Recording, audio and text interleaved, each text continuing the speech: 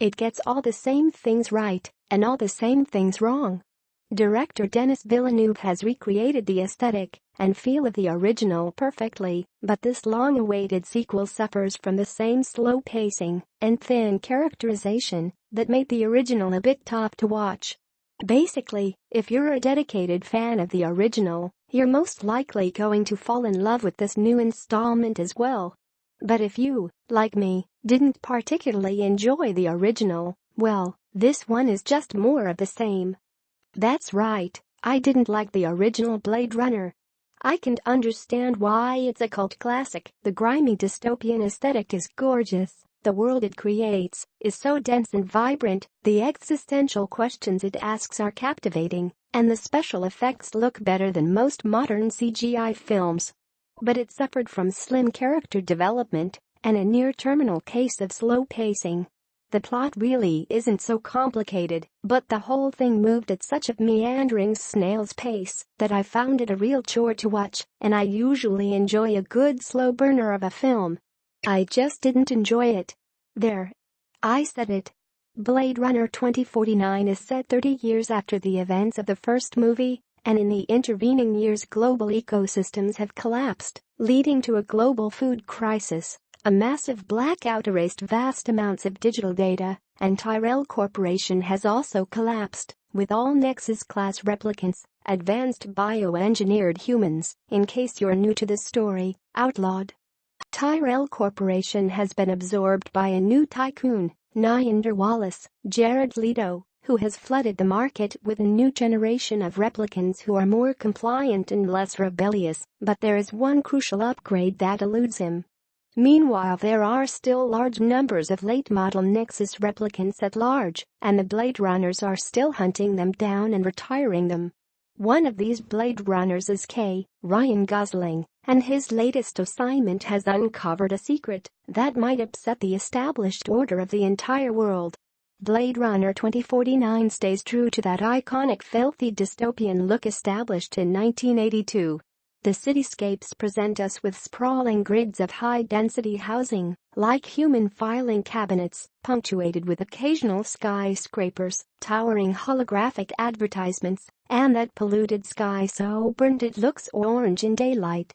And they have even maintained that retro tech look, keeping consistency with the dated futuristic technology of the original. But for all this authenticity, the world never feels populated this time around. In the original, La was a vibrant, bustling place, filthy and dangerous, yes, but very much alive. But this time around, even given the scant few street scenes we see, it just never feels full of people, and the iconic cityscape ultimately feels a bit soulless. Hans Zimmer does a good job of replicating the sound of the original 1982 score by Vangelis, giving us something that is simultaneously synthy and eerie, as well as bassy and overbearing and sinister.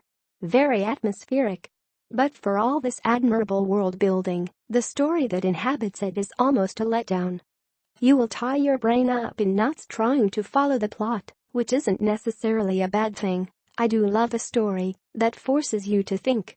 But when combined with the absolutely soporific pace of the film, it becomes almost too much to suffer through. It feels like there is nothing driving the story forward.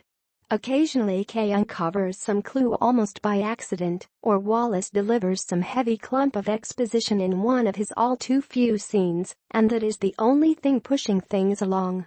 And if you're unfamiliar with the original film, you will have no hope in hell of following what's going on here. Much like the 1982 film, this sequel also addresses the existential issue of what it means to be human. But while in the original it was Harrison Ford's character Deckard doing all the self-examination, in this sequel it is not so much the Blade Runner who exposes these issues, it is his holographic partner Ana de Armas. De Armas is, to me, the standout performance in this film full of underdeveloped brooding men, a hopeful yet tragic artificial intelligence who has developed emotions, despite her programming.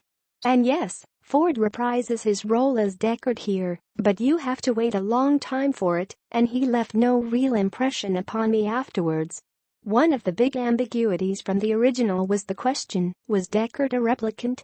This movie sets itself up to address it once and for all, yet still manages to tiptoe around a truly definitive answer. In the end, it looks great, but I really don't think it needs 2 hours and 43 minutes to tell its story.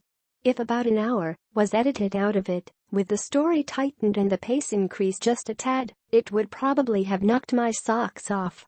See it if you're a disciple of the original. Otherwise, give it a miss. Blade Runner 2049 is now showing at the State Cinema, Village Cinemas and Max, rated MA 15+.